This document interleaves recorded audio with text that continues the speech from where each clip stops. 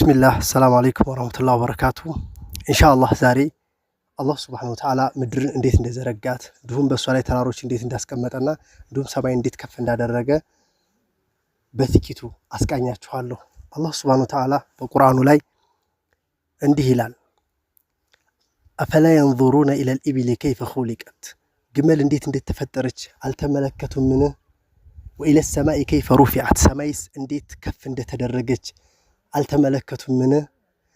ወኢለል ጂባሊ ከይፈ ኑሲበት፣ እንዲሁም ተራሮችን ደግሞ በእሷ ላይ እንዴት አድርገን እንደቸከልናቸው አላዩምን? ወኢለል አርዲ ከይፈ ሱጢሐት፣ እንዲሁም ምድር እንዴት እንደተዘረጋች አልተመለከቱምን? ይመልከቱ ይላል አላህ ሱብሓነሁ ወተዓላ። አላህ ሱብሓነሁ ወተዓላ ተራሮችን በምትመለከቱት እንደዚህ ውብ አድርጎ በምድር ላይ ችካሎች አድርጎ አስቀምጧቸዋል። አላህ ሱብሓነሁ ወተዓላ በቁርአን እንዲህ ይላል፣ የውመል ቂያማ ሲደርስ ተራሮች እንዴት እንደሚሆኑ በተጠየቀ ጊዜ አላህ ሱብሓነሁ ወተዓላ ወየስአሉነከ አኒል ጅባል፣ ስለ ተራሮች ይጠይቁሃል። ፈቁል የንሲፉሃ ረቢ ነስፈን፣ ጌታዬ መበተንን ይበትናታል ያስወግዳታል ብሎ አላህ ሱብሓነሁ ወተዓላ ይህን የምትመለከቱትን ግዙፍን ተራራ የውመል ቂያማ ሲደርስ ደግሞ እንዳልነበረ እንደሚያደርገው ይናገራል።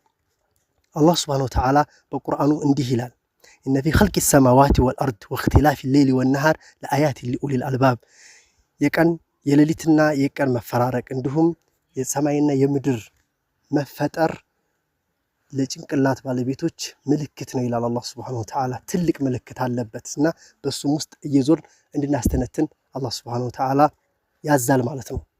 አላህ ሱብሓነሁ ወተዓላ ስለ ፍጥረታቱ ሲናገር ምን ይላል? ሃዛ ኸልቁላህ፣ ይህ የምትመለከቱት ነገር ሁሉ የአላህ ፍጥረት ነው።